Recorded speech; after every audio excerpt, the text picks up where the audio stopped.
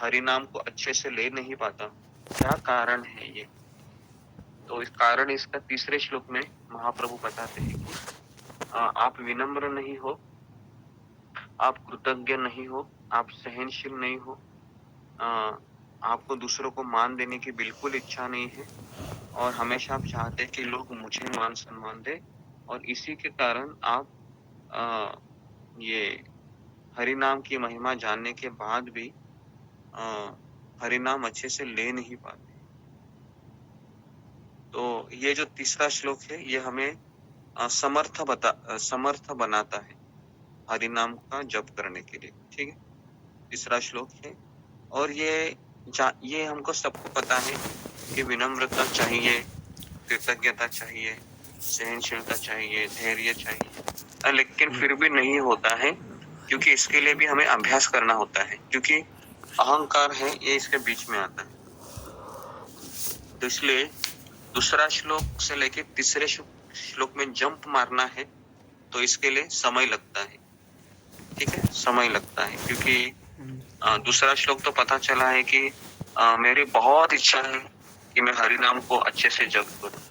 मैं रोज जपाटॉप सुनता हूँ और मैं रोज इच्छा करता हूँ कि मेरे माला अच्छे से हो, लेकिन नहीं हो रहा है फिर भी। क्यों नहीं हो रहा है? तो अभ्यास में कम हो रहे हैं क्योंकि विनम्रता का प्रैक्टिस नहीं कर रहे हैं, सहनशीलता का अभ्यास नहीं कर रहे हैं, दूसरों को मान देने का अभ्यास नहीं कर रहे हैं।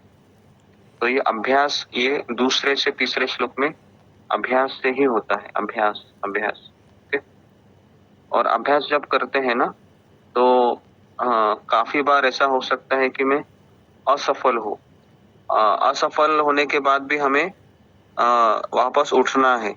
ऐसा नहीं कि मैं अभी असफल हो गया तो मैं छोड़ देता हूँ अभी, मेरे से नहीं होगा। तो ये है ये एक ऐसे साधक की कहानी हो सकती है जो फिर आगे बढ़ना नहीं चाहता।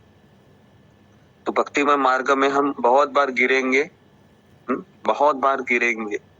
शायद 15 दिन 20 दिन अच्छा रहेगा आपको, एक दिन ऐसा आएगा कि हम गिर जाएंगे, हमको लगेगा मेरे से ये नहीं हो रहा है, लेकिन ये माया यही चाहती है कि आप हथियार को डाल दो, लेकिन हमको हथियार को डालना नहीं है। हमको वापस भक्तों का सत्संग लेना है, वापस उठना है उसी जोश से, उसी आशा के नए किरण के साथ और फिर हमको वापस लग जाना, ठीक है? तो ये बहुत जरूरी है साधक को समझना क्योंकि हम जिस मार्ग पर चल रहे हैं ना इसमें काफी बार हम गिरेंगे। मैं बता रहा हूँ अभी भी, कितने सालों के बाद भी गिरते हैं।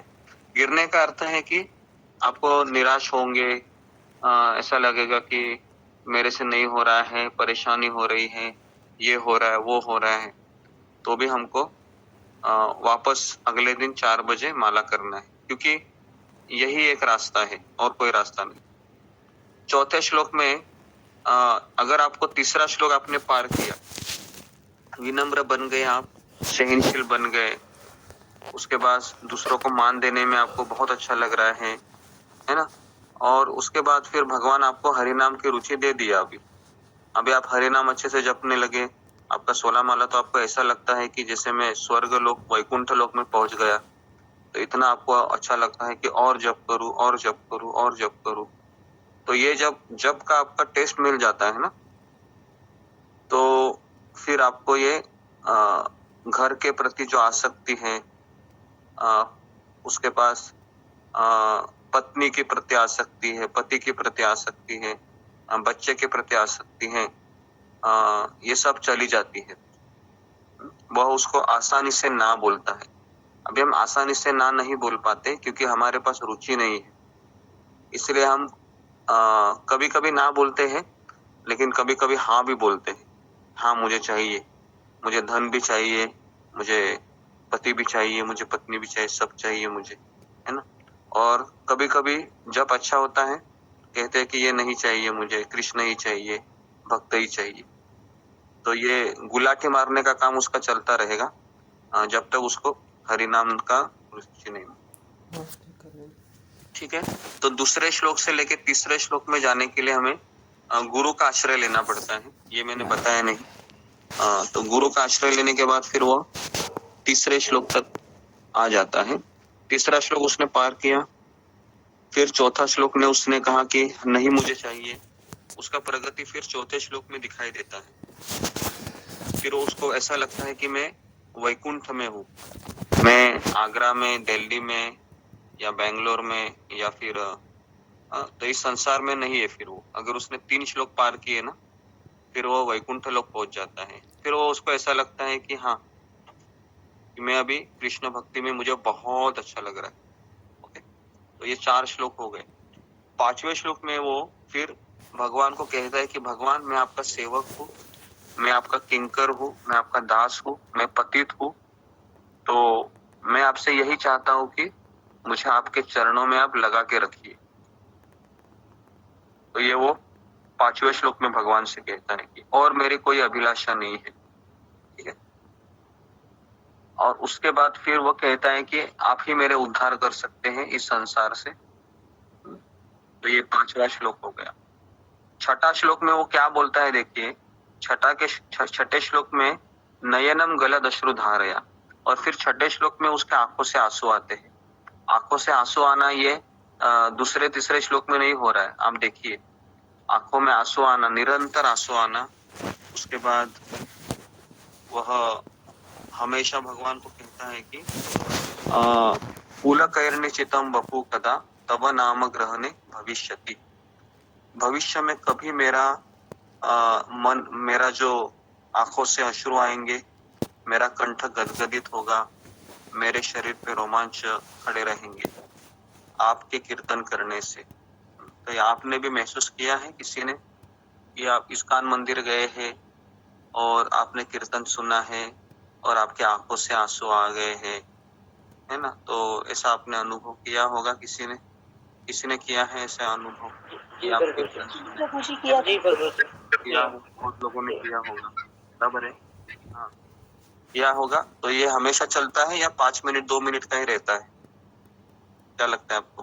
5 मिनट 2 मिनट थोड़ी देर तक, थोड़ी समय के लिए रहता है, बाद में चला भी जाता है ना? और ऐसा लगता है कि अभी क्यों नहीं आ रहा है आंसू, बंद क्यों हो गया, ऐसा लगता है?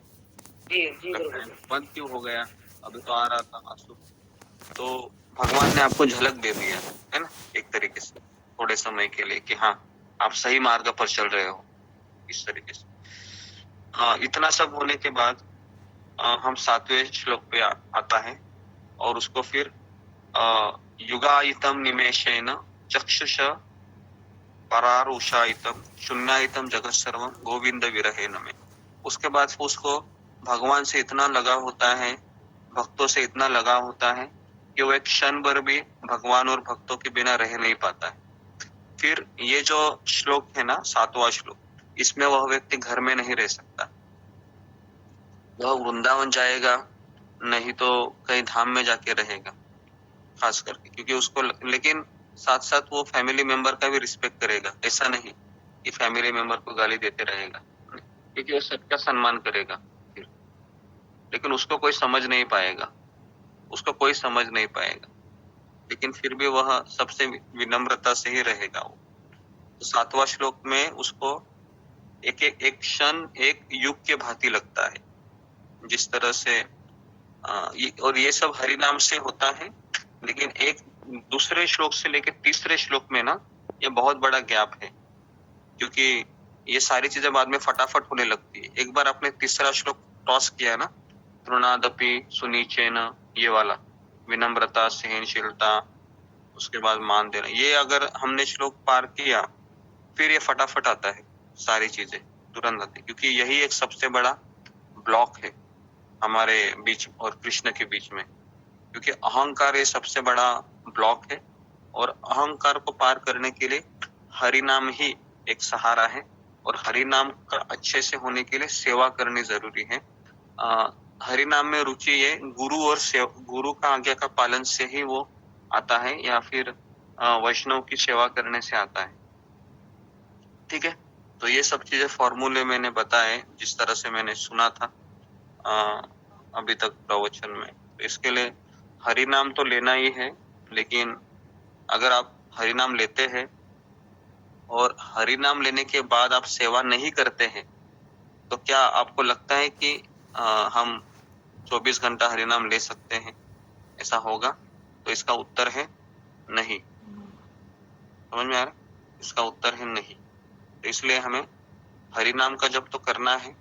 हम अभी 2 घंटा जप करते हैं हरि नाम का, तो भगवान को कह रहे हैं मुझे सेवा दीजिए, मुझे सेवा दीजिए, मुझे सेवा दीजिए, मुझे सेवा दीजिए, मुझे सेवा दीजिए, मुझे सेवा दीजिए। 1.5 घंटा हम यही बोलते हैं, मुझे सेवा दीजिए, सेवा दीजिए, सेवा दीजिए, सेवा। और जब सेवा आपको आती है तो हम कहते हैं मुझे सेवा मत दीजिए, मुझे सेवा मत दीजिए, मुझे सेवा मत दीजिए, मुझे सेवा मत दीजिए, मुझे सेवा मत दीजिए। तो कृष्ण बोलते हैं ये डिप्लोमेटिक है इसका बिहेवियर, इसको मैं कुछ नहीं दूंगा, इसको इधर ही मैं बिठा देता हूँ। समझ में आ रहा है आपको मैं क्या बोलना चाह रहा हूँ? तो ये दोनों चीजें बहुत जरूरी है, ठीक है? सेवा, हरि नाम, सेवा, दोनों चीजें जरूरी। तो मैं यहाँ पर रुकता हूँ। ओके, तो अभी हम जप करेंगे हरे कृष्णा कृष्ण हरे कृष्णा प्रभु जी, दंडवत प्रणाम। कृष्ण प्रभु जी पंचांग प्रणाम। हरे कृष्ण।